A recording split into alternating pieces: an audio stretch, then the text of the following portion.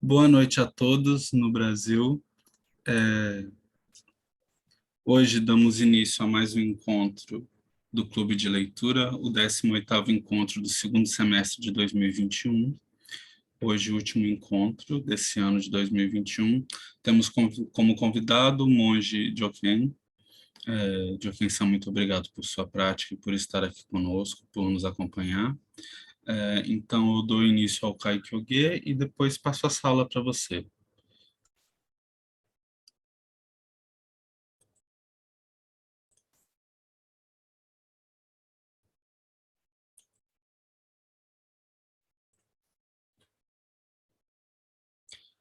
Kaikyoge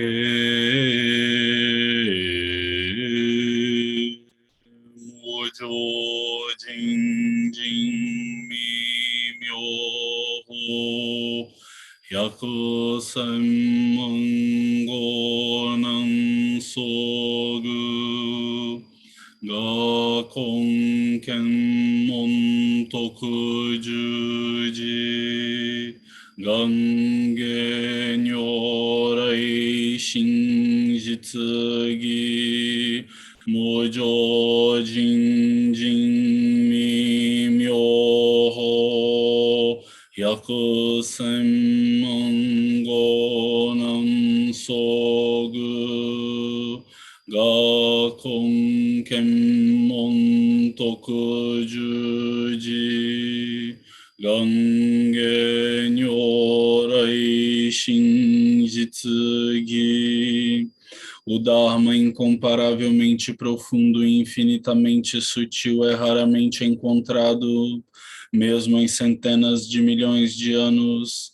Agora podemos vê-lo, ouvi-lo, compreendê-lo, que possamos completamente clarificar o verdadeiro significado dos ensinamentos do Tathagata.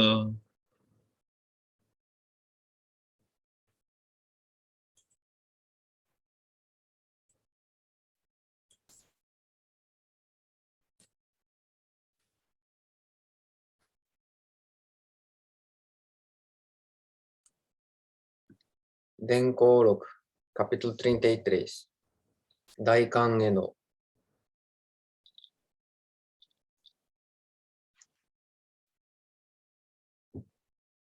Caso. O 33º ancestral foi Daikan Zenji. O mestre Eno era um trabalhador braçal do galpão de descasque de arroz no mosteiro de Obai. Daiman Zenji, em certa ocasião, entrou no galpão de descasque de arroz à noite e disse: "O arroz é branco?" O mestre Eno disse: "É branco, mas ainda não foi peneirado." Daiman pegou seu cajado e atingiu o pilão 3 vezes. Mestre Eno usou a peneira para peneirar o arroz 3 vezes e depois entrou na sala do abade Koni.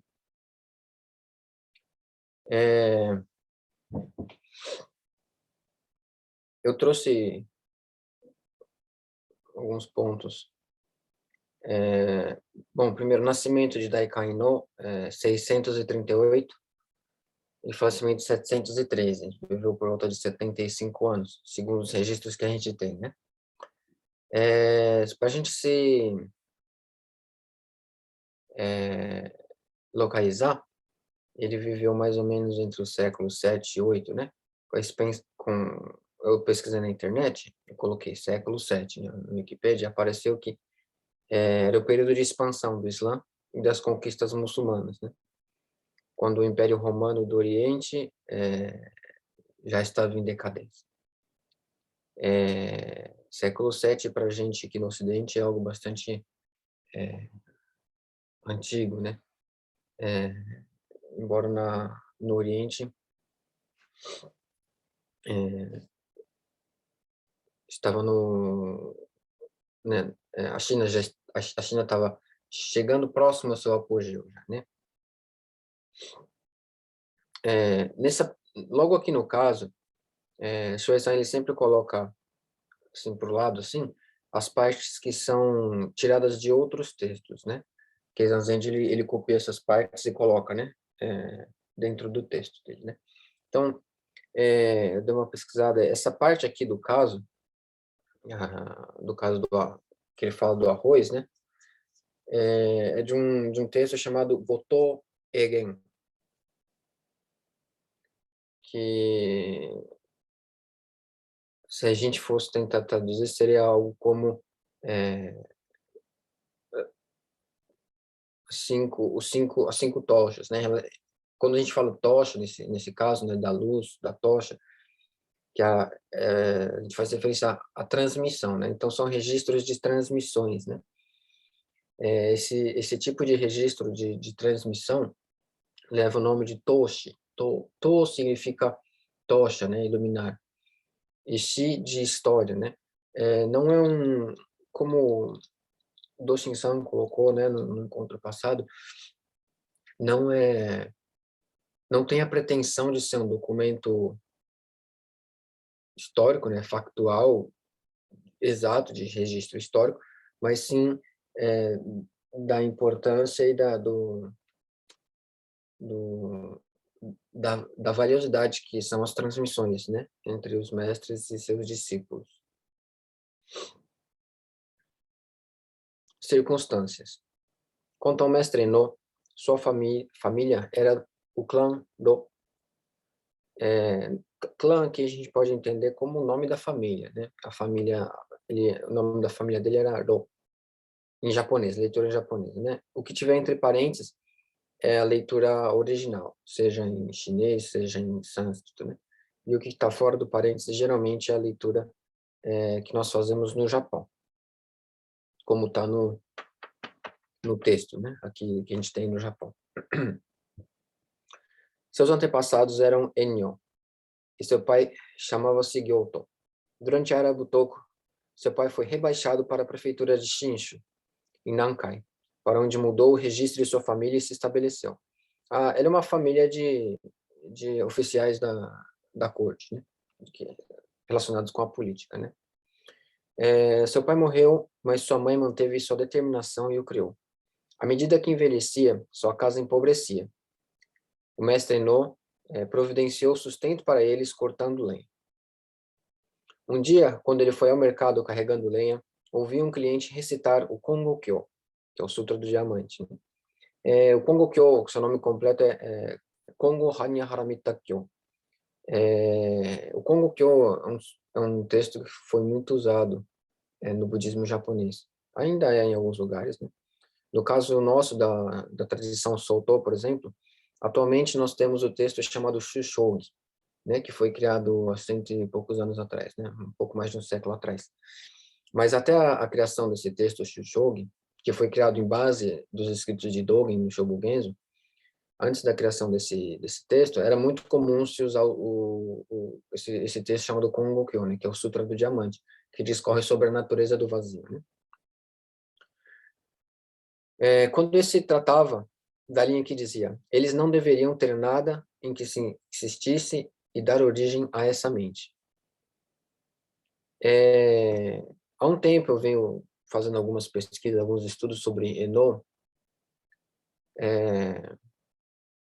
Essa parte do sutra, na leitura japonesa, ela fica Om Shoju ni Shogoshin. Se a gente coloca para o japonês, Ikanaru tokoro ni mo shuchaku suru koto naku, jiyu jizai na kokoro no hataraki o suru koto. Traduzindo para o português, é mais ou menos como não há lugar algum para se apegar. E por isso, a nossa mente ela pode atuar, pode trabalhar de maneira livre, né? Aqui nessa tradução para o japonês contemporâneo, ele usa o termo jiu-jizai, né? Que é esse jizai, é o mesmo kanjizai no início do Hanya Shingyo, né? Essa mente livre é a mente que não se apega a nenhuma marca, né? Puxando o gancho do encontro anterior, né? Do Shin-san. E essa passagem fala justamente sobre a mente com a capacidade de ser livre, capaz de compreender os fenômenos quais ele toca, da maneira como eles se apresentam, né? Livres das marcas que a própria mente cria, né? Então, Eno experimentou o despertar. Aqui ele coloca que ele experimentou o despertar escutando essa frase, né? Mas a gente não tem como saber qual foi, né, a chama, né? Qual foi a fagulha que causou esse despertar? Pode ter sido o som por si só, pode ter sido a compreensão do texto, pode ter sido qualquer coisa que isso a gente não vai desvendar, né? Todas essas transmissões que a gente lê nesses textos tem o caso, tem as circunstâncias, tem o Teisho de Keizan explicando tudo, mas em última instância é é uma experiência extremamente íntima, pessoal, né? Que a partir do momento que a gente transforma isso a gente transporta isso para o universo da palavra, a gente fica trabalhando em cima das marcas, em cima, né, dos conceitos que surgem depois do contato direto com a realidade, né, com os fenômenos. O mestre No perguntou ao cliente, né, a pessoa que estava recitando o sutra: que sutra é esse? E de quem você o recebeu? O cliente disse: chama-se Kongokyo, e recebi do grande mestre Konin, de Obai. O mestre No imediatamente informou sua mãe que, por causa do Dharma, ele pretendia procurar um professor. Indo direto para a prefeitura de Shoshu, ele, Eno, conheceu um cavalheiro de comportamento altivo chamado Ryu Shiyaku. Juntou-se a ele e tornaram-se bons amigos. Aqui é interessante frisar que, aqui no Denkoroku não tá colocado, mas em outras fontes que a gente usa para o estudo, né, do Eno Zenji, é sabido que ele juntou dinheiro e deixou com a mãe, né? Ele prezava muito a mãe dele, né? Ele gostava muito da mãe dele, que criou ele, né, sozinho. E ele juntou um dinheiro e deixou com a mãe para poder se manter, né, ainda por um tempo. Embora ele tenha deixado a casa dele, né, em busca do caminho, ele tomou esse cuidado. Porque, afinal de contas, aquele que envereda no caminho de Buda, hora ou outra, precisa fazer isso, né? A monja Mujinzo, que era tia de Ryako, restava constantemente o Nehankyo, que é o Sutra do Nirvana de Buda, né? São as últimas falas de Buda. O mestre No ouviu por um tempo, então explicou o significado para ela. A monja, então, pegou o pergaminho e perguntou sobre um caractere, sobre um ideograma, né, que estava no sutra. Eno disse: não conheço os caracteres, né? Ele era analfabeto, ele não sabia ler.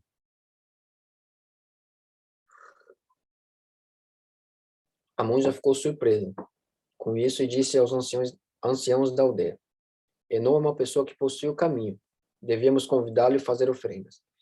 Em outras fontes que a gente procura, existe uma continuação desse diálogo entre Eno e Mujinzo, né?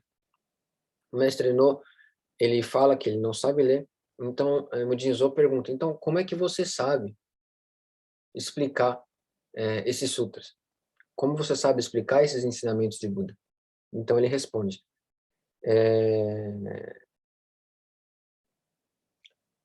a verdade, a súbita verdade de todos os Budas não tem relação alguma com as palavras escritas, né?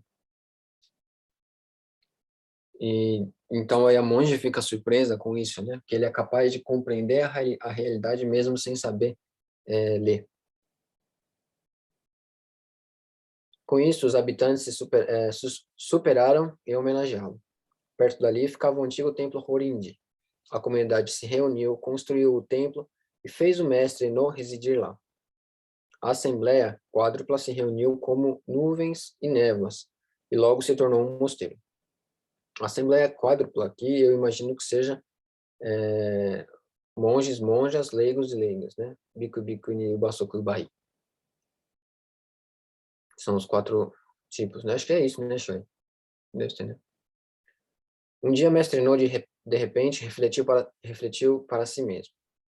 Ao buscar o grande Dharma, como eu poderia parar no meio do caminho? É interessante ver como, nesses mestres todos, a continuidade da prática é certa, né? Não há descanso, né? Dogen Zenji, quando escreve Shobogenzo, né? Ele coloca o capítulo Gyoji e ele enfatiza a continuidade da prática, né? Durante o capítulo Gyoji, ele é bastante extenso, na verdade ele é dividido em 2 partes, né? E juntando essas 2 partes bem no meio, ele traz pedaços, né, da história de vários Budas ancestrais, apresentando como eles continuaram na prática de maneira constante e incansável, né? Uma vez, num período intensivo de formação de professores, de palestrantes, né, que eu tive a oportunidade de participar, um dos participantes, ele comentando esse texto, né, Gyoji, né, do Shobogenzo, ele coloca que a prática é como se a gente adentrasse uma floresta, abrindo uma trilha na floresta, né? Se a gente abre a trilha na floresta e passa por essa trilha uma vez por mês, uma vez a cada 2 meses, com o tempo, assim, em pouco tempo, essa trilha ela se fecha, né? A floresta é muito rápida. Só que se a gente passa por esse caminho todos os dias, a trilha ela permanece aberta, né? Ela permanece com manutenção. Se a gente continua mantendo, né? A gente continua com a manutenção da prática de maneira constante, o caminho se torna cada vez mais claro, né? Isso é fato. A gente pode ver isso em todos os relatos de transmissão, todos os relatos desses Budas ancestrais, né? E aqui ele se questiona: ao buscar o grande Dharma, como eu poderia parar no meio do caminho, né?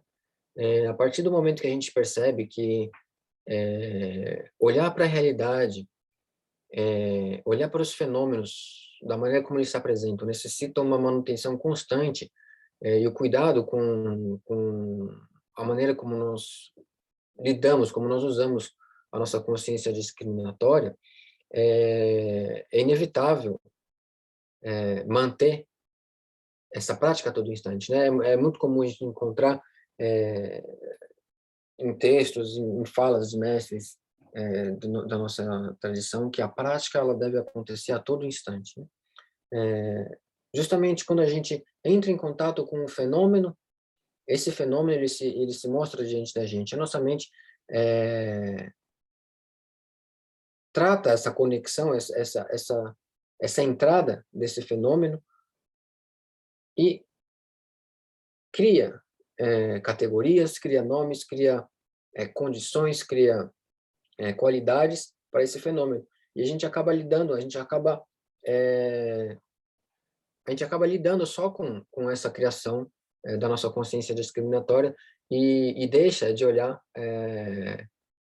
para o fenômeno ali direto como ele se manifesta, né? Quando o professor Joaquim ele falou no encontro anterior ao do Doshin-san, ele foi, né, anterior ao Doshin-san, ele comentou sobre o fenômeno e a conexão que a gente tem com ele a partir das nossas vias de entrada, elas acontecem simultaneamente, né? Ele comentou essa simultaneidade do tocar os fenômenos no nosso dia a dia, né? Na nossa vida. E é posterior a essa simultaneidade que as criações nossas, da nossa consciência discriminatória, acabam surgindo, né? E por que eu entrei nisso aqui mesmo, né? Eu não lembro mais. Enfim. No dia seguinte, ele foi para a parte oeste do distrito de Shoraku e chegou entre as grutas de pedra. Encontrando Tionzenji, o mestre Eno finalmente solicitou edificação. Consulta, né? A gente conhece como Dokusan. Tem a nota aqui embaixo, depois vocês confiram. Jion diz: olhando para você, você tem um dom divino que o diferencia, e você é bem diferente de uma pessoa comum. Ouvi dizer que Bodhidharma, das regiões a oeste da China, transmitiu o selo da mente que está em Obai. Obai é onde está o Konin, né? O mestre Konin, que é o mestre de Eno, é o futuro mestre de Eno. Você deve ir lá para perguntar e resolver os problemas.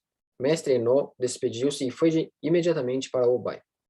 Lá, Eno visitou o quinto ancestral, Daiman Zenji, o ancestral Daiman Konin, né? Aqui, Daiman Konin. Quando a gente, alguns já devem ter tido a oportunidade, quando a gente lê o nome dos Budas ancestrais durante a cerimônia da manhã, a gente tem, né, Daikan Eno, Daiman Konin, né? São os mestres chineses, geralmente eles têm dois nomes. O primeiro nome é o nome da montanha, nome da montanha onde está o templo que ele atuava, né? Que ele foi abade, que ele transmitiu os ensinamentos. Então, o nome mesmo do mestre acaba sendo o segundo, né? Por isso que aqui ele coloca Konin, né? O mestre Konin. Mas quando a gente fala Daiman Konin, é a mesma pessoa. Então, Konin perguntou: de onde você vem? O mestre Eno disse: Yonan. O ancestral Konin disse: o que você deseja solicitar? O mestre disse: eu procuro apenas me tornar um Buda.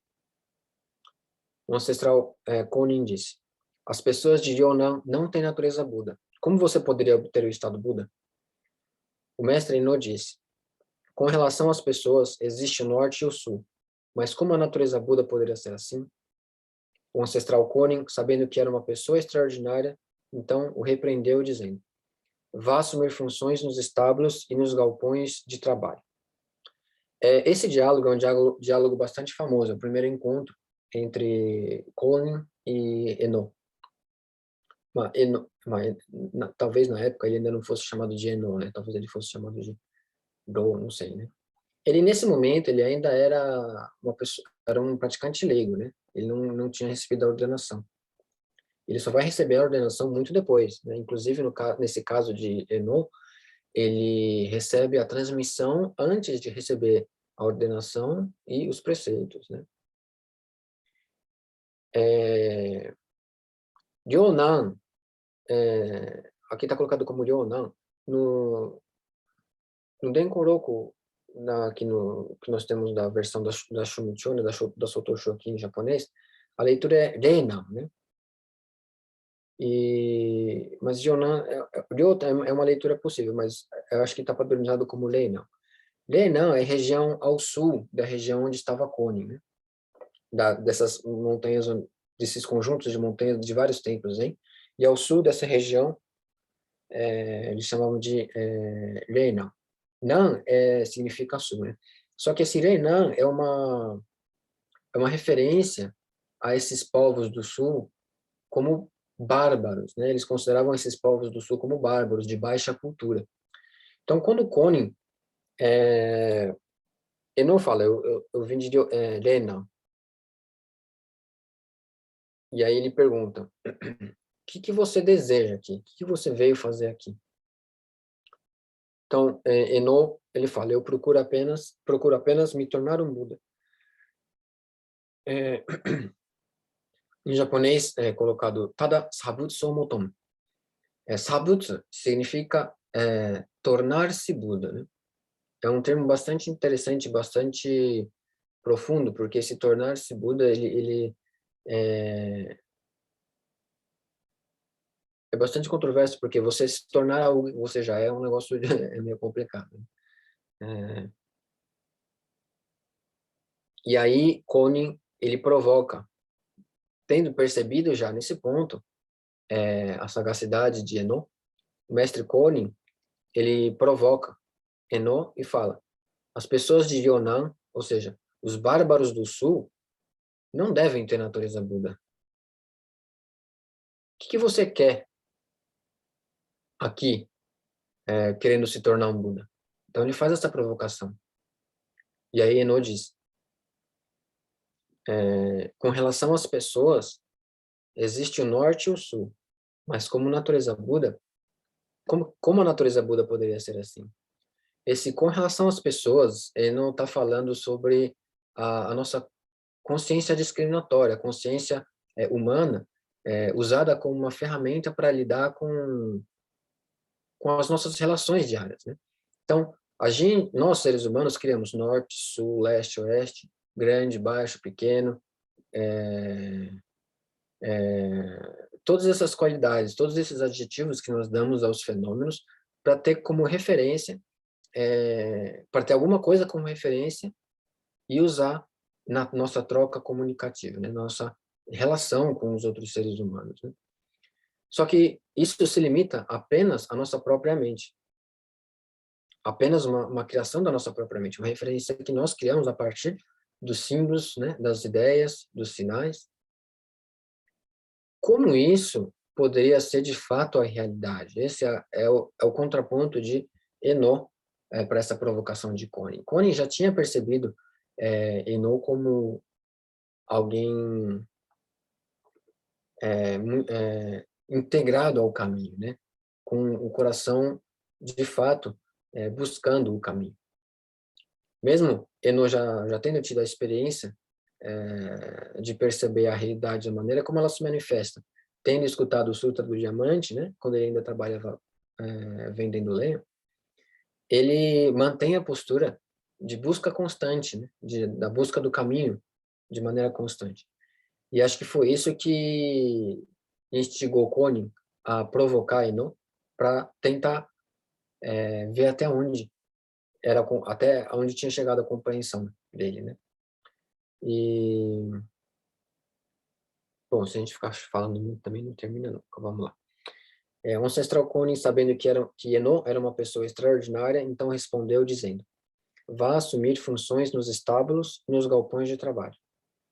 Eno, ele foi admitido no mosteiro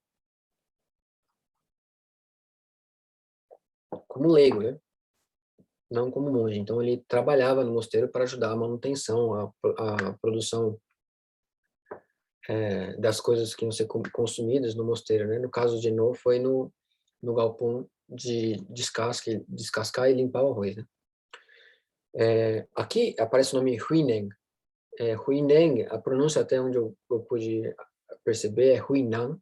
Se escreve Huineng, mas ouvindo um nativo falar, eles falam, parece que Huinan. Eu não sei falar chinês, então não sei se está certo.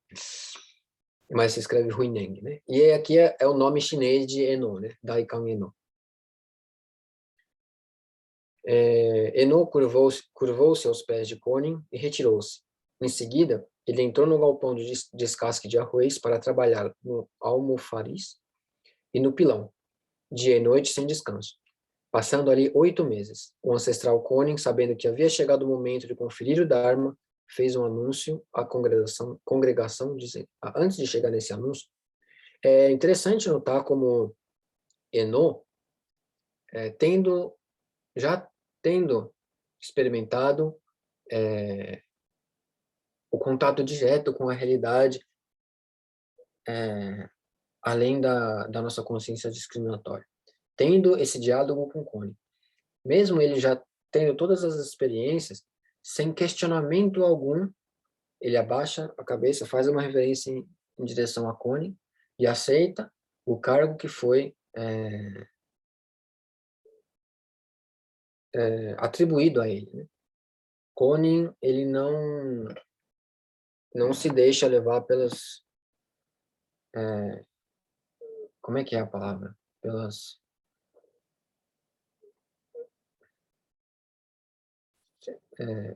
Como é que é a palavra, cara? Não sai. Ele não se deixa Aparências, né? levar. Como? Aparências? Não, ele não se deixa levar pelas experiências que ele teve, achando que ele seria alguém digno de estar num posto mais elevado. Ele aceita os encargos que são direcionados a ele de maneira humilde. Ele faz uma reverência e fala: eu vou trabalhar descascando arroz. Eno, nesse ponto, ele já é extremamente satisfeito com as coisas como elas são. Ele não tem ambição nenhuma, além de estar ali onde ele está naquele momento. Ele já é completo, já é satisfeito, né? A chama ardente do desejo já foi apagada, né? Ele não tem para onde ir, nem de onde vir, nem o que fazer, nem nada. Ele já está descansando na paz suprema. Então, para ele descascar arroz ou fazer qualquer outro tipo de trabalho, é, é tão maravilhoso quanto qualquer outra coisa, né? E isso é muito interessante. Esse ato, né, dele se curvar para Connie e aceitar o encargo que foi colocado a ele, é primeiro, uma confiança em relação ao mestre, é, muito bonita, né? E, em segundo lugar, mostra o quão satisfeito ele é com as coisas como elas são aqui e agora, né? Não tem desejo nenhum além disso, né? Inclusive, na China, no templo do sexto patriarca, que é onde Eno esteve, existe até hoje uma pedra, né? Que Eno, ele era muito esforçado no trabalho dele, então esse pilão de descascar arroz era um pilão que era assim, ele pisava numa tábua para levantar o martelo e descer no pilão para ir descascando e limpando o arroz, né? E para ser mais eficiente no trabalho, ele amarrava uma pedra na cintura para ficar mais pesado e conseguir ser mais produtivo, digamos assim. Então ele, como está aqui no texto, né, ele não que ele não descansava, mas ele era bastante diligente com o trabalho dele, né? E essa pedra existe até hoje nesse templo, parece, né? É um professor meu que a especialidade dele é a história do budismo Zen chinês, fala chinês, ele vai para a China com frequência. Ele mostrou algumas fotos dessa pedra, desse templo, né? Muito interessante. E aí, o ancestral Konin, sabendo que havia chegado o momento de conferir o Dharma, ou seja, de buscar um sucessor, né, para os ensinamentos dele, fez um anúncio à congregação dizendo: o verdadeiro Dharma é difícil de entender. Não registre inutilmente, e se apegue às minhas palavras. Ou talvez seja, não se apegue às minhas palavras. Assumam isso como sua responsabilidade. Deixe cada um de vocês expressar um versículo a seu próprio critério. Se o significado de suas palavras estiver de acordo com a verdade, então eu vou confiar a você tanto o manto quanto o Dharma. Esse manto e Dharma é sinônimo da transmissão. Naquela época, o Josa, assento sênior, Josa é o que a gente tem hoje, né, muito comum, é o termo Shuso, que é o líder do período de treinamento, né, que guia os outros monges, né? Naquela época, o Josa, na comunidade de discípulos de mais de 700 monges, era Jinshu, cujo aprendizado penetrou tanto nos ensinamentos internos quanto externos, e que era respeitado pela congregação. Jinshu era uma pessoa muito inteligente, muito dedicado, e que tinha compreendido os ensinamentos de Konin, né? Talvez não como Eno tenha compreendido, mas de uma outra maneira. Todos eles o elogiaram, dizendo: se o venerável Jinshu, então, se não é o venerável Jinshu, então quem mais seria apropriado? Jinshu ouviu o elogio da congregação interiormente, mas não fez nenhuma deliberação cuidadosa. Aqui essa deliberação cuidadosa tem a nota, né? Eu vou dar uma lida na nota para a gente ver aqui. Deliberação ponderada, cuidadosa. Shiyui, uma das primeiras traduções chinesas do sânscrito dhyana, ou meditação, mais comumente transliterado como Chan, Zen. Em sua introdução, sequenciada ao reino do Dharma, Tiantai Zi, menciona várias traduções variantes de dhyana, incluindo esta. Chan é a pronúncia das terras ocidentais, Índia e Ásia Central. Aqui na China, traduzimos como abandonar o mal. É chamado de abandono do mal porque permite abandonar todo tipo de mal do reino do desejo, como 5 obstáculos. Também é traduzido como floresta do mérito e cultivo da deliberação cuidadosa. Então, essa deliberação cuidadosa é uma referência à nossa prática do Zen, né? Do Dhyana, né? Jamais. Jinshu ouviu o elogio da congregação interiormente, mas não fez uma deliberação cuidadosa nele. Depois de compor seu verso, desejando apresentá-lo, Dincho foi várias vezes para a frente do salão, talvez para apresentar o poema dele, né?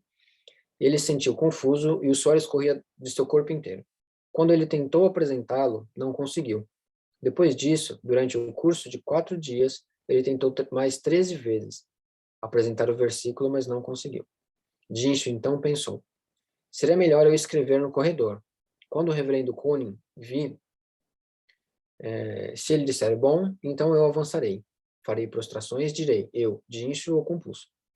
Se ele disser inadequado, então sou um inútil, irei para as montanhas para viver meus anos atribuídos. É interessante, né, como a prática, né, a busca pelo caminho é uma questão de vida ou morte, né, para as pessoas que buscam o caminho de maneira como esses mestres buscavam, né. Se for adequado, então eu vou me apresentar como aquele que compôs o verso. Se não for, eu vou me retirar. Eu vou para as montanhas até que eu consiga compreender a verdade. Se aceito as prostrações das pessoas, que caminho poderei cultivar? Aqui a gente pode ver Dincho consciente, né, dos perigos que são dar voz, né, em demasia para esses elogios, né, que é muito perigoso, né, para a gente se confundir com as coisas, né. Tem um ditado que eu aprendi uma vez, que a maneira oriental de ensinar é como o mestre ele vai te dando corda, né. E aí você decide o que que você faz com a corda, se você sobe ou você enrola no pescoço, né. É uma coisa que tem que tomar muito cuidado. Então, se deixar levar por elogios em demasia é um perigo que acaba né, engrandecendo o nosso orgulho e obscurecendo, né, e nevoando a nossa visão, né, da realidade. Onde que eu parei? Se aceito as provações das pessoas, que caminho poderei cultivar? Naquela noite, na terceira vigília, sem avisar ninguém e segurando uma lâmpada, sozinho, Dincho escreveu um verso na parede do corredor sul para apresentar sua visão da mente. O versículo dizia: o corpo é árvore bode, né? Tem a nota depois, vocês podem dar uma lida. A mente é como um espelho brilhante em um pedestal. Em todos os momentos, esforce-se para polir o espelho, né? Não permita que acumule poeira. Em japonês, esse poema fica: Miwa kore bodaiji, kokoro wa meikyo dai no gotoshi. Tokidoki, aqui eu não sei se a leitura fica tokidoki ou acho que é tokidoki. Tokidoki ni tsutomete hoshiki se yo, jingai o hikashimuru koto nakare. Bom, vamos ler até o poema do Eno, depois a gente comenta isso. O ancestral Konin, ao caminhar imediatamente, viu esse verso. Sabia que ele havia sido composto por Dincho, então o elogiou dizendo: as gerações posteriores, se cultivarem a prática, né, em base disso, desse poema, obterão recompensas superiores. Ele, Konin, fez com que todos recitassem atentamente. E esse recitar aqui é, de fato, a recitação como a gente recita sutras, né? Então, ele fez com que os monges todos memorizassem esse poema, provavelmente. O mestre No, que estava no galpão de descasque de arroz, ouviu imediatamente o verso sendo recitado, então perguntou a um companheiro em treinamento: que frases são essas? O companheiro em treinamento disse: você não sabe? O reverendo Konin, ao buscar um herdeiro do Dharma, fez com que todos escrevessem um versículo mental. Eu não sei o que é esse mental, não entendi. Esse é o que Jinshu Josa compôs. Reverendo Konin, o reverendo Konin endossou-o com profundos elogios. Ele, Konin, certamente confiará o Dharma e transmitirá o manto a ele, né, Jinshu. O mestre No disse: qual é o seu verso? O companheiro em treinamento, então, recitou para ele.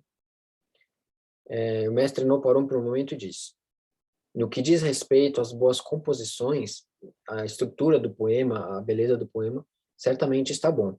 mas quando se trata de compreensão, é incompleto. Os outros companheiros em treinamento o repreenderam dizendo: idiota, o que você sabe? Não diga coisas malucas. O mestre No disse: vocês não acreditam em mim, senhores? Eu gostaria de usar outro versículo para responder a isso. O companheiro em treinamento não respondeu. Ele apenas olhou para ele e riu. Quando a noite chegou, Eno chamou um jovem postulante e o conduziu até o corredor. Mestre Eno segurou uma vela e pediu ao menino que escrevesse outro verso próximo ao de Jinshu. E o verso dizia: Bodai fundamentalmente não tem árvore. O espelho brilhante não tem suporte. Desde o início, não há uma única coisa. Em que lugar a poeira pode se acumular? Existem algumas versões um pouco distintas desse poema, né? Mas o que a gente tem aqui no livro, no texto aqui em japonês, da Shumucho, Bodai moto 10にあらず、名観また第にあらず、本来無一物、いずれのところにか人愛を光らん。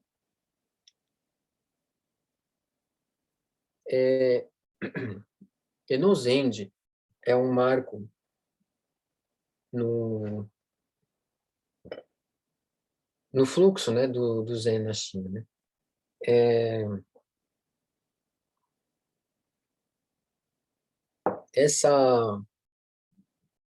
Esse episódio dos poemas, ele marca ele marca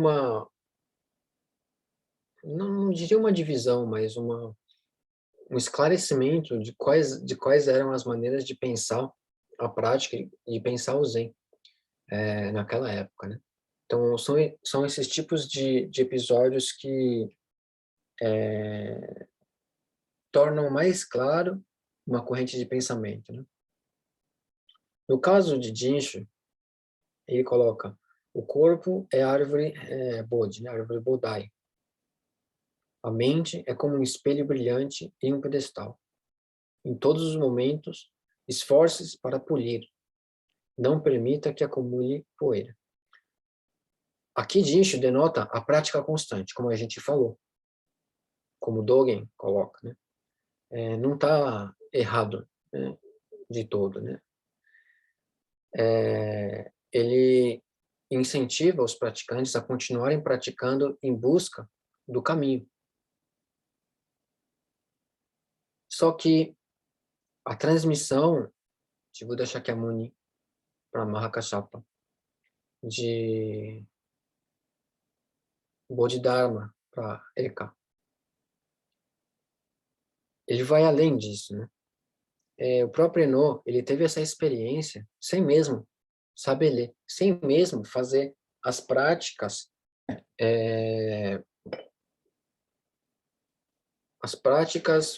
padrões da vida em um mosteiro, né? Ele teve o despertar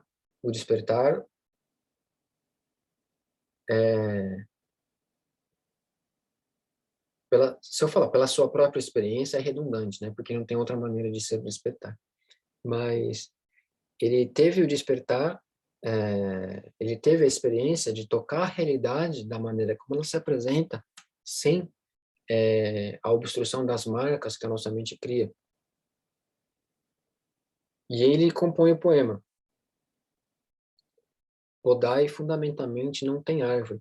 O despertar, ele não tem árvore. A realidade aqui da maneira como ela se apresenta, ela é essa completude aqui nesse instante. O espelho brilhante não tem suporte. Onde está essa mente, né? Onde está essa mente que desperta, né? Se a gente tem um espelho, né, que é exemplificado, que exemplifica a mente, né? Se nós temos uma mente, né, que é exemplificada aqui pelo espelho, que é diferente do despertar, então isso não é o despertar, né? Não é a totalidade do nirvana aqui, né?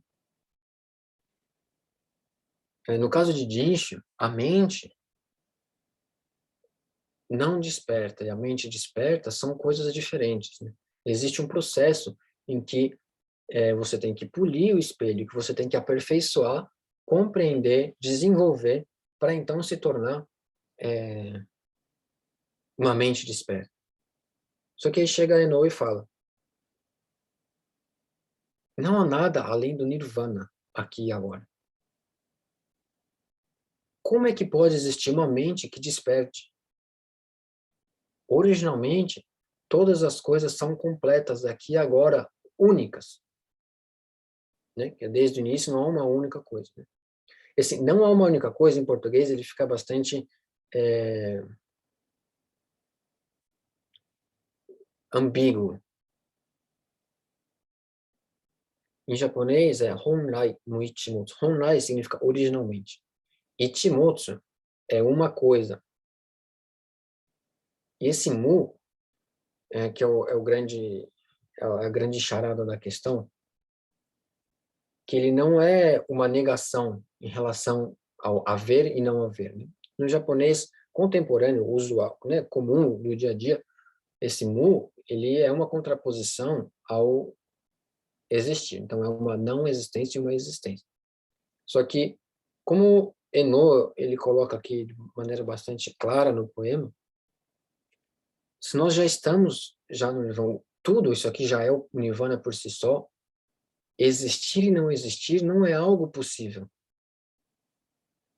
Por isso, originalmente, todas as coisas são mu. Esse mu que nós usamos no contexto do Zen budismo não é o não existir em contraposição ao existir. É a origem, são os fenômenos todos completos aqui e agora, da maneira como eles se apresentam. Então, como é que a poeira, como é que qualquer tipo de ilusão pode existir na nossa mente? Né? Como que uma poeira pode se acumular no espelho?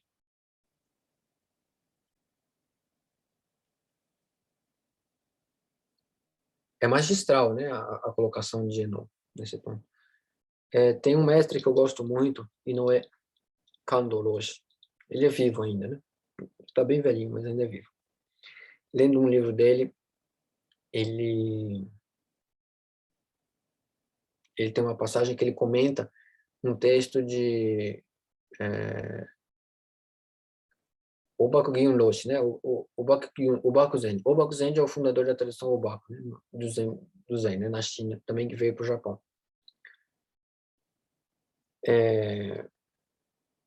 Eu peguei um trecho aqui, deixa eu só tentar ler, porque eu não estou entendendo a minha letra.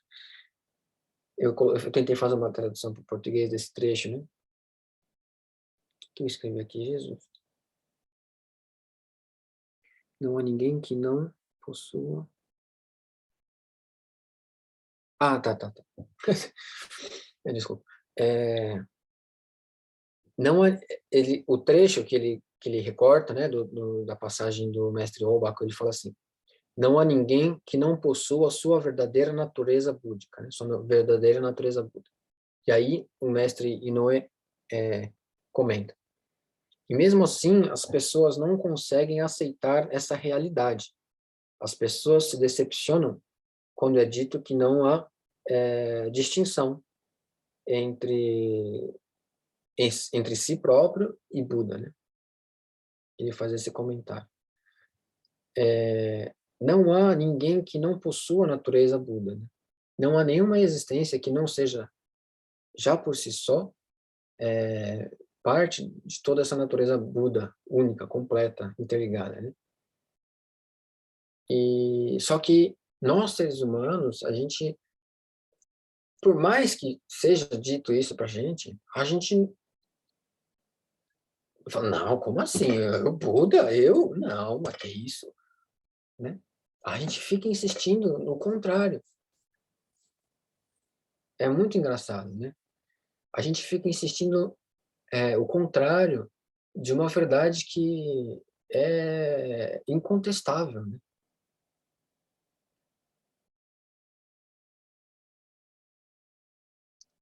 Quando nós olhamos as coisas, quando nós ouvimos as coisas, quando a gente toca as coisas, a gente degusta, quando a gente sente o cheiro das coisas, nós sentimos essas sensações da maneira como elas se apresentam para a gente. Por exemplo, se vocês olham para o lado direito, né? Eu já falei isso outras vezes. A gente olha para o lado direito, a gente vai ver tudo aqui que está nesse lado direito. No instante seguinte, quando eu olho para o outro lado, eu vou olhar e vou ver as coisas que estão do meu lado esquerdo. As coisas que eu olhei, aquela imagem que eu vi do lado direito, ela não deixa nenhuma marca na minha visão. Em nenhum momento. Quando um som toca o meu ouvido, esse som toca o meu ouvido, no instante seguinte, outro som toca o meu ouvido. O primeiro som, ele não deixa nenhuma marca no meu ouvido. Só que a nossa consciência, ela se condiciona a se relacionar com a memória dos fenômenos e dos toques que a gente tem com a realidade. É exatamente o que está colocado aqui entre Eno e Jinshu, né? O Jinshu coloca lá. O corpo é a árvore Bodai. A mente é como um espelho brilhante e um pedestal. Em todos os momentos, esforça-se para polir. Não permita que acumule poeira. Como é que pode acumular poeira? Se eu colocar minha mão aqui na frente da câmera, vocês vão ver minha mão. Se eu tiro, vocês não vão ver mais. A imagem da minha mão, ela fica em algum lugar na mente.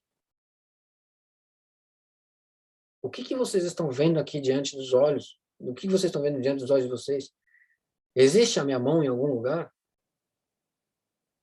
Ah, mas sua mão foi para baixo, ela continua existindo.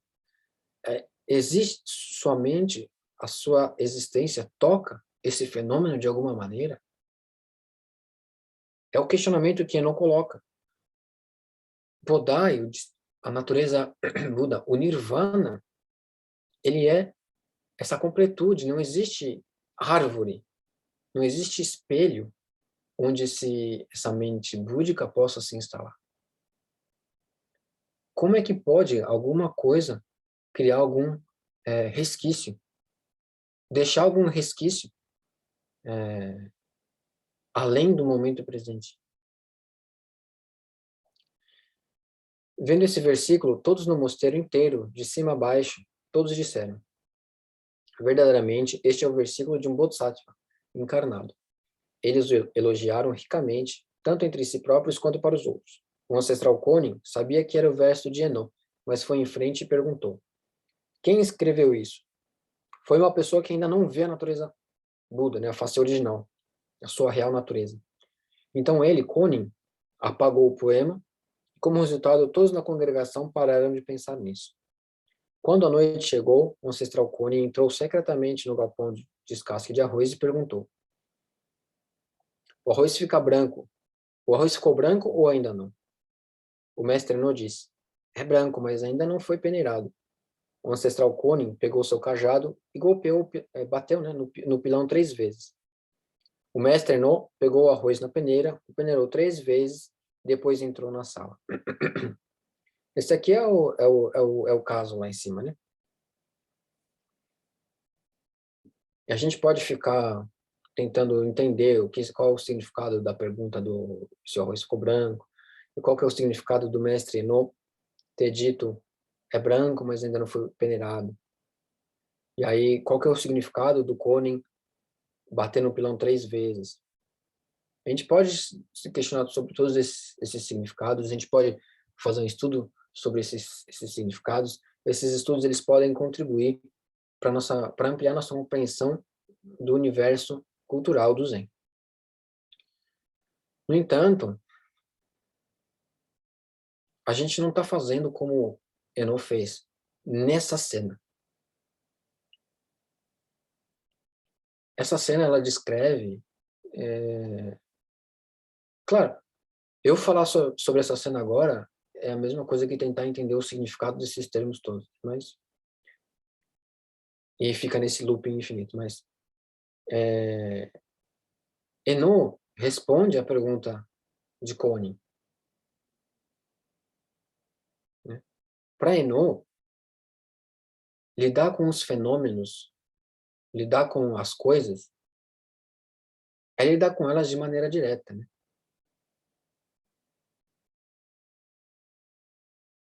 Não há necessidade de segurar, de se apegar a qualquer uma dessas manifestações.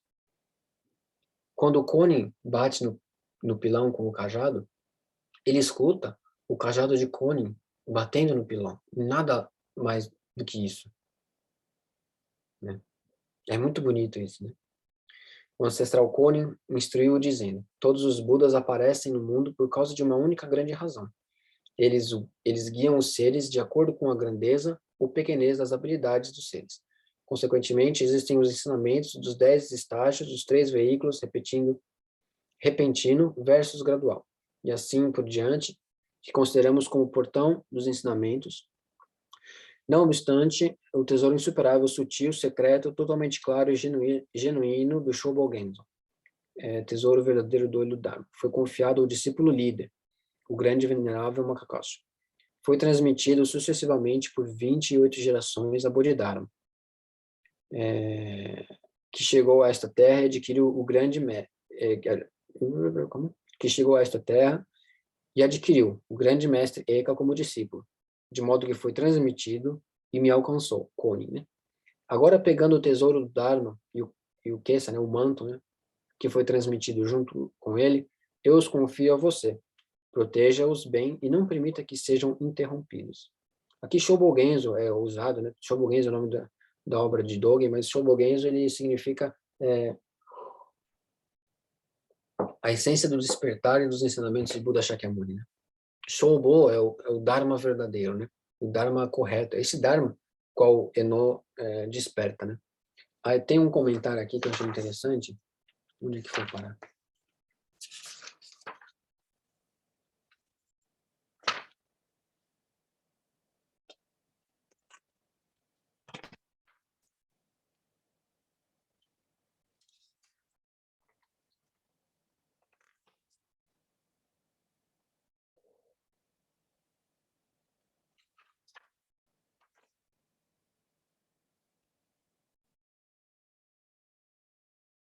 Eu não estou achando.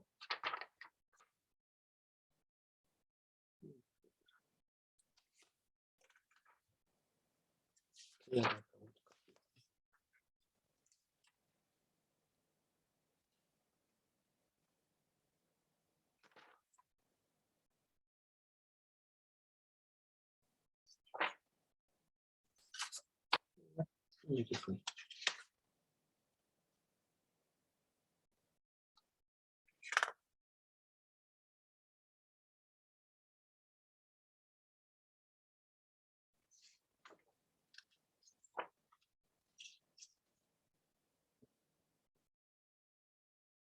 Enfim, era um comentário sobre o Shobogenzo, né? O que é o significado do Shobogenzo.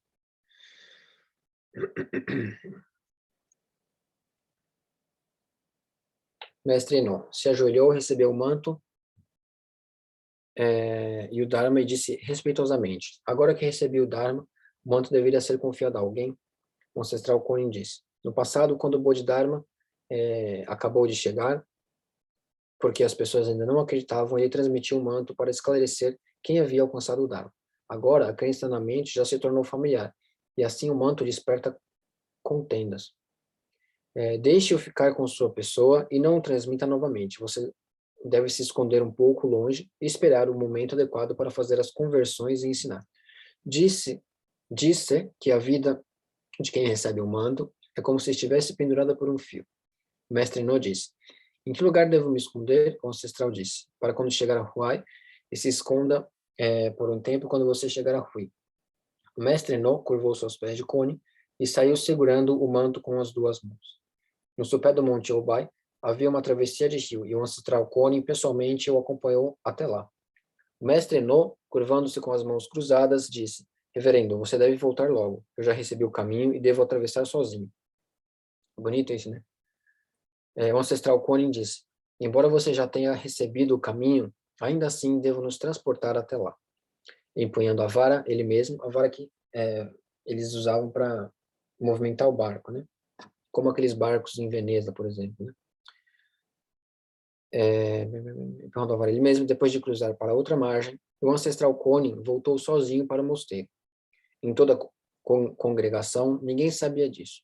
Depois disso, o quinto ancestral Conin não realizou mais convenções na sala do Dharma, não mais palestrou. Quando a congregação veio indagar sobre isso, ele disse: meu caminho já se foi. Alguém perguntou: quem conseguiu o manto e o Dharma do mestre? O ancestral disse: um capaz os pegou. É interessante que Eno, esse no, é sabedoria, né? E no, uma das traduções que a gente pode ter para esse caractere é capacidade. Então, aqui ele faz uma referência indireta a Eno, né? Com esse termo capaz. A congregação discutiu entre si que o nome do postulante era o nome do postulante Ru era Eno. Tentaram visitá-lo, mas ele já havia desaparecido. Percebendo ansiosamente que ele era o destinatário, todos correram e o perseguiram. Naquela época, havia um general de quarto grau chamado Emyo, que despertou a mente do despertar. Ele se tornou o líder da congregação que perseguiu e alcançou o mestre No no pasto de Daio. O mestre No disse: este manto expressa a prova. Como você pode lutar por ele usando a força? Ele colocou seu manto e tigela em cima de uma pedra e se escondeu na grama. Emyo veio e tentou pegá-los, mas mesmo usando todas as suas forças, ele não conseguiu levantá-los. Naquela hora, Emyo, tremendo muito, disse: eu vim pelo Dharma, eu não vim pelo manto. O mestre No finalmente saiu, sentou-se na pedra.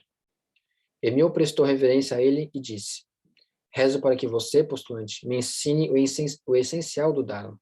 O mestre No disse: precisamente, não pense no bem e não pense no mal. Emyo Josa. Qual é a sua face original? Isso aqui é um resumo em uma linha de como fazer zazen. Precisamente, não pense no bem e no mal. Não tome as marcas mentais, não tome as nossas, as nossas atribuições da consciência discriminatória como reais. Não tratem essa relação com as qualidades e os valores que nós damos às coisas como a realidade em si, né? O contato com a realidade, ela se dá antes do surgimento dessas marcas que a nossa consciência cria, né? Então, quando nós sentamos em zazen, é comum a gente ouvir a instrução, né? Não pense em bom, mal, gosto, não gosto. É justamente isso. A nossa mente está condicionada, está acostumada a lidar só com as próprias marcas, com as marcas que ela própria cria, e não com a realidade como ela se dá aqui agora, né? Como nossos olhos, os nossos sentidos veem, sentem, se conectam com as coisas, né?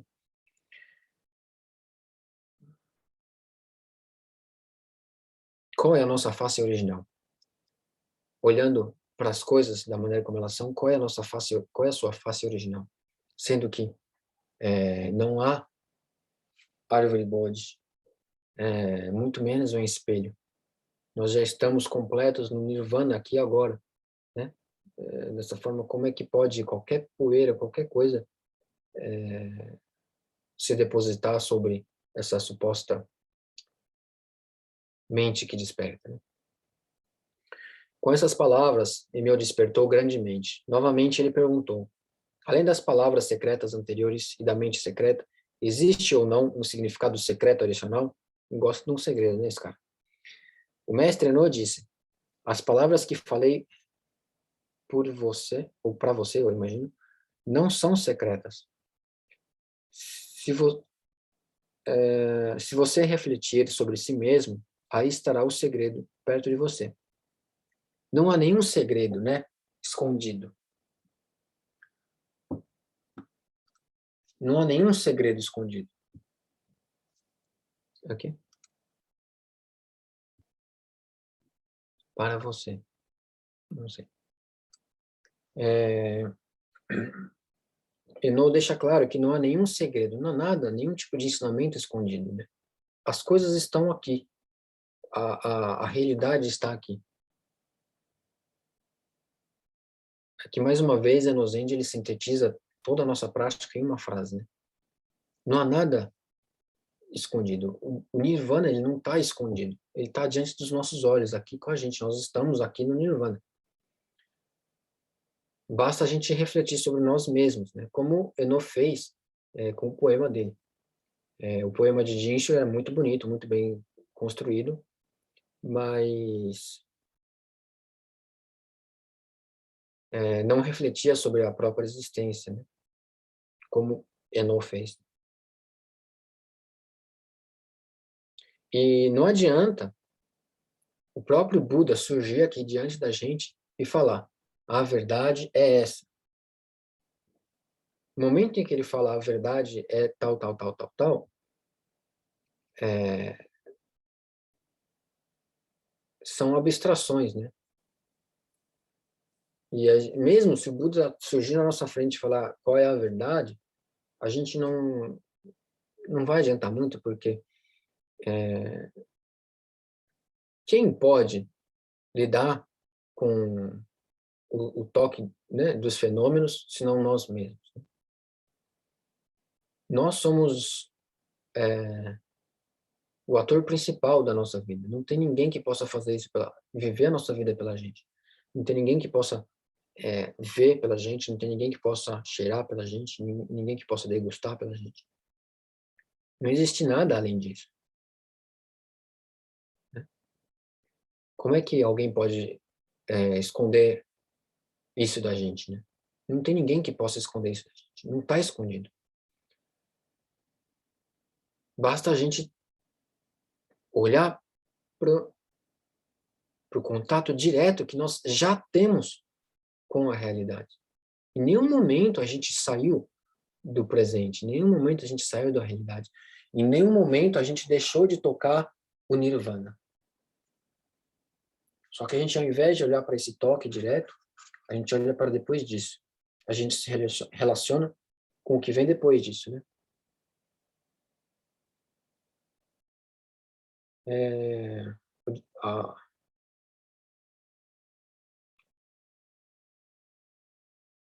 é bastante longo esse texto, né? Eu vou pular um pouquinho para a gente poder ter tempo para conversar. Então, na página embaixo, eu vou ler o episódio da bandeira, né? Então, eu vou ler ali embaixo.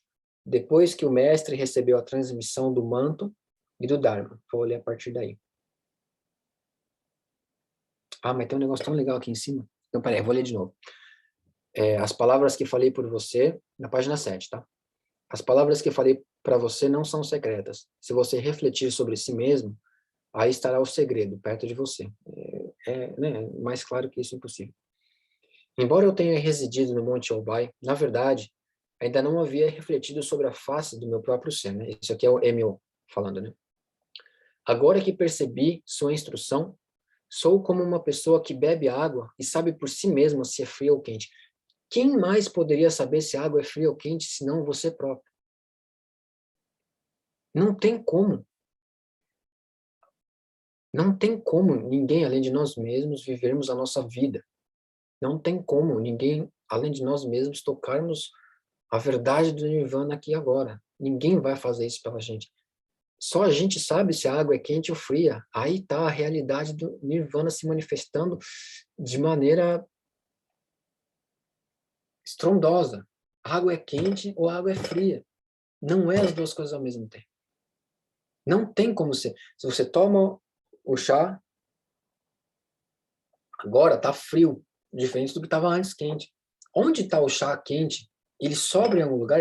Existe algum resquício do chá quente em algum lugar? Não existe. Onde é que pode qualquer poeira se instalar sobre algum tipo de espelho? Impossível. O mestre disse, se você deseja esta via, então você e eu deveríamos tomar Icone de Obai como nosso mestre. Emil expressou sua gratidão e voltou. Mais tarde, quando ele apareceu ao mundo, se tornou Abade, né? Tem a nota lá embaixo, ele revisou Emil para Domio, para evitar usar o mesmo primeiro caractere de Enu. Sempre que as pessoas vinham consultá-lo, ele fazia com que todos consultassem o mestre Eno. Depois que o mestre recebeu a transmissão do manto e do Dharma, ele se escondeu entre os caçadores dos 4 condados e, passados 10 anos mais tarde, quando chegou o primeiro ano da era Gihô, no ano do rato da água maior, no 8º dia do primeiro mês, ele, vamos resumir aqui, né? Ele chegou no mosteiro de Roshodji, ficou um tempo lá, e ouviu 2 monges debatendo. Um disse, é a bandeira que se move. Tinha um vento, né? A bandeira estava lá se mexendo. E aí tinha 2 monges dialogando. O primeiro fala, é a bandeira que se move, enquanto o outro diz, é o vento que se move. Após repetidas trocas, ele ainda não tinha concordado com o princípio. Eno chegou e falou, posso fazer um comentário? Aí depois o Eno fala, não é o vento ou a bandeira que se move, suas mentes se movem. Voltando à questão das marcas, né? A nossa mente, a nossa consciência discriminatória, ela cria essas marcas nos fenômenos em que nós tocamos, né? Que nós nos relacionamos. Ah, é grande, é pequeno, está se mexendo, está parado. É o vento que se mexe, é a bandeira que se mexe. Sempre existe 2, né? Sempre existe 2. Esse é o movimento da nossa mente, criando marcas para os fenômenos. Né? Aí ele foi reconhecido pelo mestre, vamos adiantar um pouquinho, que senão não vai dar tempo. Então, vamos lá para o Teixô. Nesse Teixô aqui, Kezan, ele estava meio de saco cheio, eu acho, né? Porque só vê o tamanho do Teixô em relação ao tamanho do caso, né? Então, ele estava muito disposto a falar. Né? Como o Shoei-san comentou ontem comigo, né? Ele falou, nem a introdução do verso ele coloca. Ele sempre coloca, permita-me umas palavrinhas, já chega dando o poema e vocês que se viram, né? Porque, de fato, ao despejar a jarra, Konin disse, o arroz ficou branco ou ainda não? Esses grãos de arroz são verdadeiramente os brotos espirituais do rei do Dharma e a raiz da vida dos sábios e das pessoas comuns. Eles crescem por conta própria, mesmo em campos selvagens, que não são capinados, pelados de branco, nus e puros. Eles não recebem nenhuma contaminação. A verdade, a realidade, ela não recebe nenhuma das marcas que a nossa mente cria. Essas marcas, elas existem somente na nossa consciência, na nossa mente. E a gente não tem como transferir nada dessas referências, dessas marcas que nós criamos na nossa mente para as outras pessoas. O máximo que a gente faz é essa troca de signos, de sinais, que é a fala, os gestos, né? Para tentar transmitir alguma coisa que a gente percebeu. Mas nada da realidade, nenhum aspecto da realidade recebe de fato as marcas que a nossa mente cria. A realidade, ela é intocada pela nossa consciência discriminatória. E a gente fica se relacionando com essas criações da mente, né?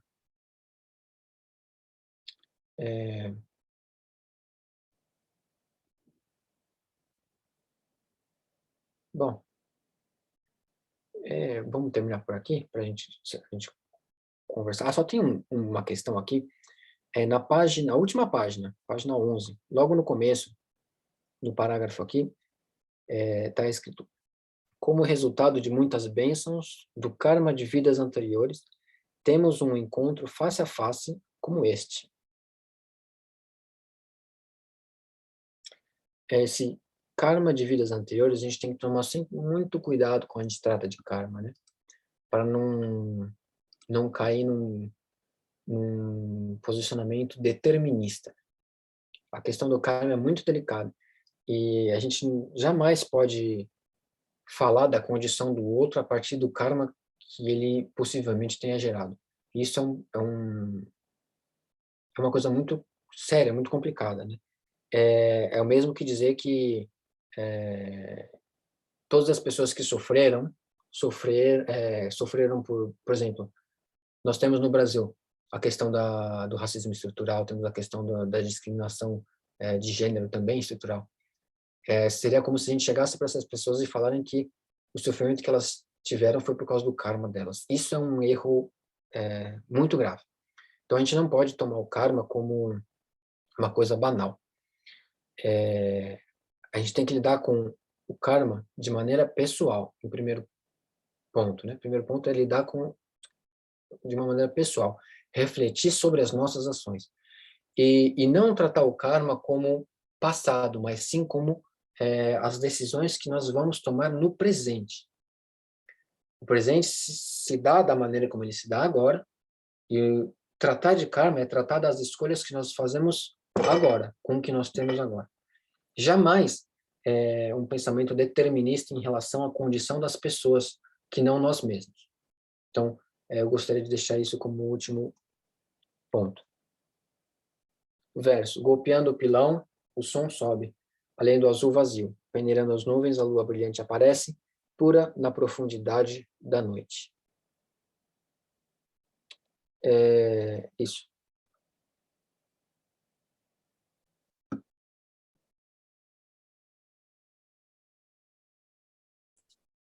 Muito obrigado, Joken-san, pela sua leitura. Eu abro aqui para quem quiser perguntar, comentar, fiquem à vontade. Temos ainda alguns minutos.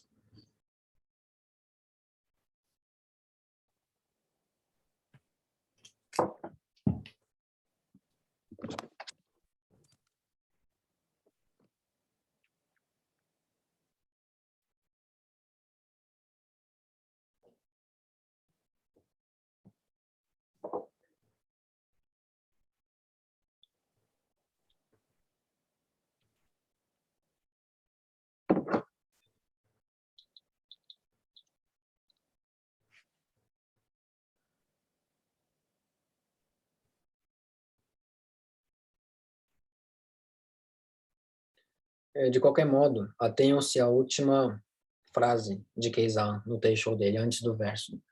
Se desejarem, na realidade, chegarem a esse lugar, né, onde Eno chegou, não devem desperdiçar seus dias e noites à toa, arrastando corpo e mente de maneira inútil. É muito semelhante ao último verso do Sutra do Sandokai, né? Tsutsushin de sangen ni mo koin munashiku wataru koto nakai. Não atravesse os dias e noites de maneira vazia, né? No sentido, não desperdicem, né, o tempo de vocês. Todos os mestres do passado trataram o caminho como questão de vida ou morte. Nosso mestre, Meio Shuei, ele me falou isso também. Ele falou que para ele a busca pelo caminho é uma questão de vida ou morte, né? E eu vejo que não tem como ser diferente disso. Não no sentido de se sacrificar numa prática austera, não é isso. É esse questionamento né, do que é a realidade ser o ponto primordial do nosso dia a dia, né?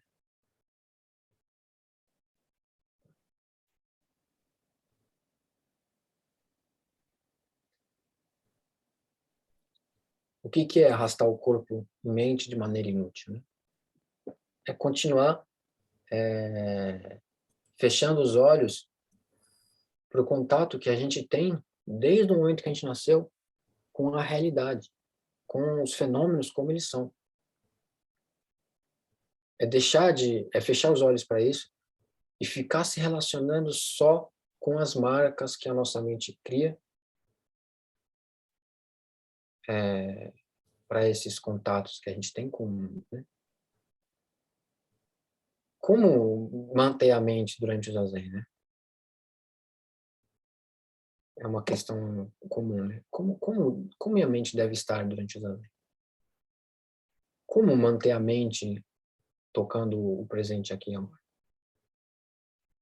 Se a gente abrir os olhos, a gente vai ver a realidade aqui e agora, né?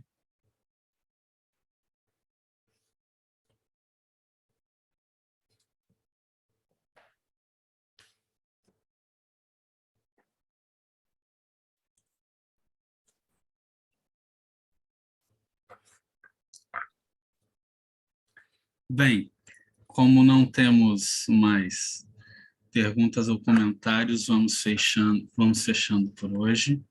Muito obrigado, Joken-san. Foi um prazer enorme tê-lo hoje conosco. Muito obrigado a todos que nos acompanharam durante esse ano inteiro. Espero que 2022 todos estejam bem. Espero encontrá-los em fevereiro novamente. Vamos dar continuidade ao Denkoroku, aos capítulos que não foram trabalhados anteriormente. Conto com a paciência e colaboração de todos. Sei que é um texto difícil, entendo que muitos de vocês, às vezes, não conseguiram pegar o texto ou não tiveram tempo para ler, mas é um texto que às vezes demanda uma leitura anterior, então qualquer dúvida, qualquer questão, é só entrar em contato. Todos têm meus meios de contato, tanto Facebook quanto WhatsApp, Instagram, Messenger, enfim. Eu estou disponível para tirar qualquer dúvida e muito obrigado a todos. Eu gostaria de também fazer um agradecimento especial a Eishoji e à Sangha de Mestre Tokuda, que nos acolheu durante esse período inicial, né? E todo esse ano de 2021, final de 2020 e 2021, né? Que quando começou a questão da pandemia e optamos por fazer essa prática de o Clube do Livro, né? E também gostaria de agradecer a Kyoho-san pela iniciativa, que graças a ela que temos esses encontros, né? A ideia foi dela, verdade seja dita. Eu apenas topo as coisas, mas verdade seja dita, Kyoho-san trabalhou bastante, então muito obrigado. Muito obrigado a todos vocês que nos acompanharam, né? Fiquem bem, tenham um bom final de ano, início do ano. Para o mês de janeiro, talvez eu lance alguns vídeos com ensinamentos introdutórios e explicações básicas de Zazen. Eu ainda estou me organizando para fazer isso melhor, mas conto com vocês em fevereiro para o clube. Muito obrigado a todos e todas. Fiquem bem aí no Brasil, se cuidem, mantenham o distanciamento social, mantenham as medidas sanitárias cabíveis, usem máscaras, tomem vacina. As vacinas salvam vidas. Que os méritos de nossa prática se estendam a todos os seres e que possamos todas nos tornar o caminho iluminado. Oferecemos a todos os Budas, através do espaço e do tempo, a todos os Bodhisattvas e Mahasattvas e a Mahaprajna Paramita, a Paramita da sabedoria completa. Muito obrigado e boa noite a todos aí no Brasil. Neste canto do vídeo vai ficar um botão de inscrição para o canal do YouTube, e neste canto aqui vão ter as playlists tanto do semestre passado quanto a deste semestre. Muito obrigado a todos, fiquem bem.